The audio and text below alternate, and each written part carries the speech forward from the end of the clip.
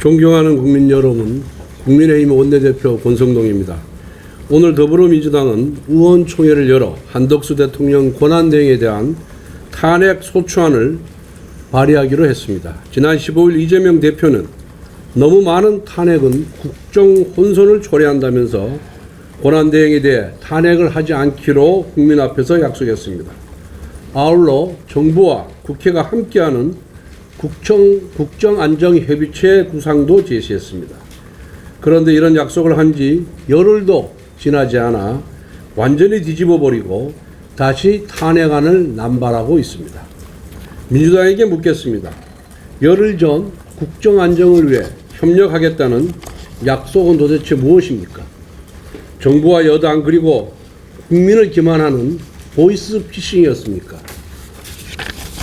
더구나 민주당은 국정안정을 위한 여야정 협의체에 참여하기로 하였습니다. 즉 민주당 스스로 한덕수 권한대행을 국정안정의 파트너로 인정한 것입니다. 그런데 갑자기 말을 바꾸어 탄핵하겠다고 합니다.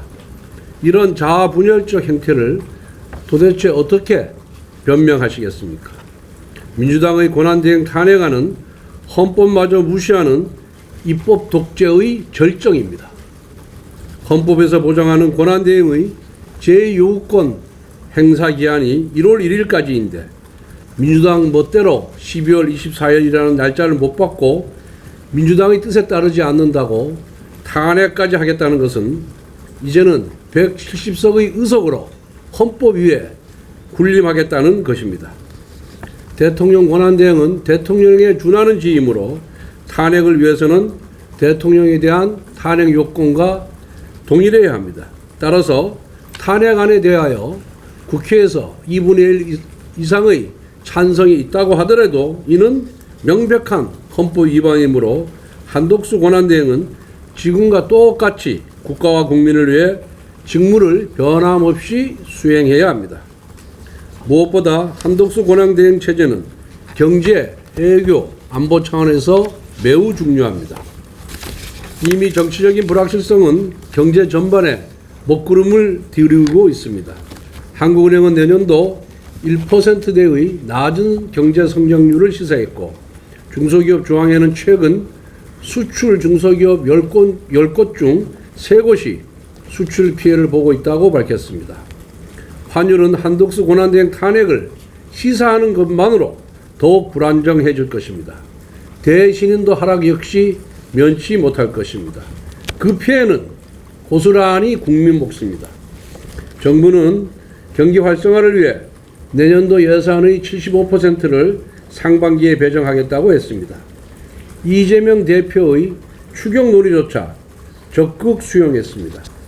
그런데 이를 집행하기 위한 행정 수반을 거듭 탄핵한다면 대체 무슨 소용이 있겠습니까? 미국은 한덕수 권한대행을 실질적 파트너로 응대하고 있습니다. 커트 캠벨 미 국무부 부장관, 골드버그 주한 미국 대사 모두 한덕수 권한대행의 역할을 명확하게 인정했습니다. 그리고 오늘 한미 양국은 외교 안보 일정을 재개하기로 했습니다. 이러한 시점에서 한덕수 권한대행을 탄핵한다면 이는 단순한 국무위원 탄핵을 넘어선 한미 동맹을 훼손하는 외교 안보적 자해가 될 것입니다.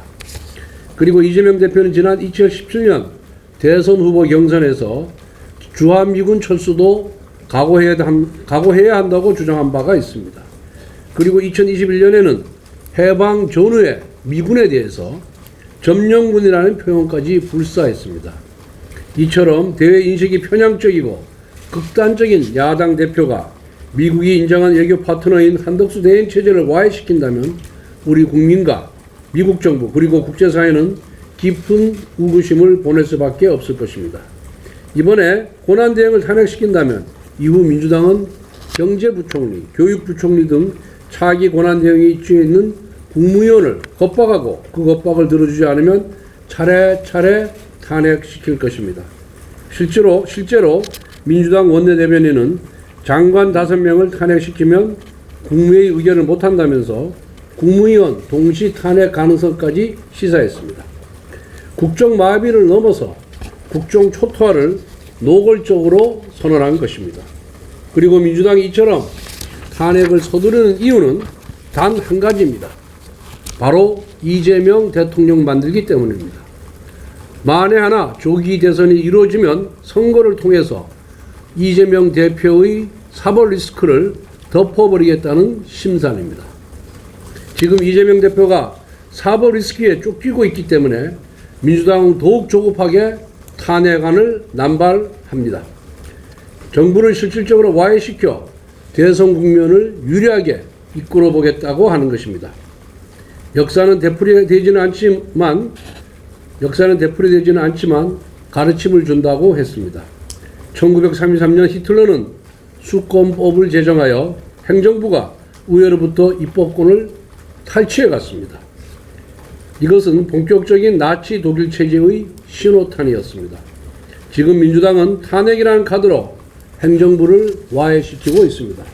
그 방향만 다를 뿐 상권 분립이 붕괴되고 당대표가 모든 권력을 휘두른다는 점에서 수권법과 그 본질이 같습니다. 히틀러의 수권법 정식 명칭은 민족과 국가의 재난을 제거하기 위한 법률이었습니다. 나치의 법률 역시 국가를 위한다는 명분으로 치장했던 것입니다.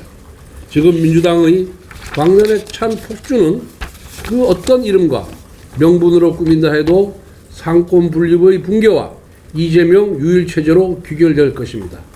만약 민주당이 한덕수 권한대행 탄핵을 강행한다면 이는 민주당에 의한 일당 독재, 이재명의 유일체제를 전면화하겠다는 선언과 다름없습니다. 그동안 민주당이 외쳐온 국정 안정이 결국은 국정 탈취였다는 것을 자백하는 꼴이 될 것입니다. 지금 국민들이 바라는 것은 안정적인 국정 수습입니다. 민주당은 이성을 되찾고 한덕수 대통령 권한대행에 대한 탄핵안 발의 결정을 즉시 취소해 주기를 바랍니다.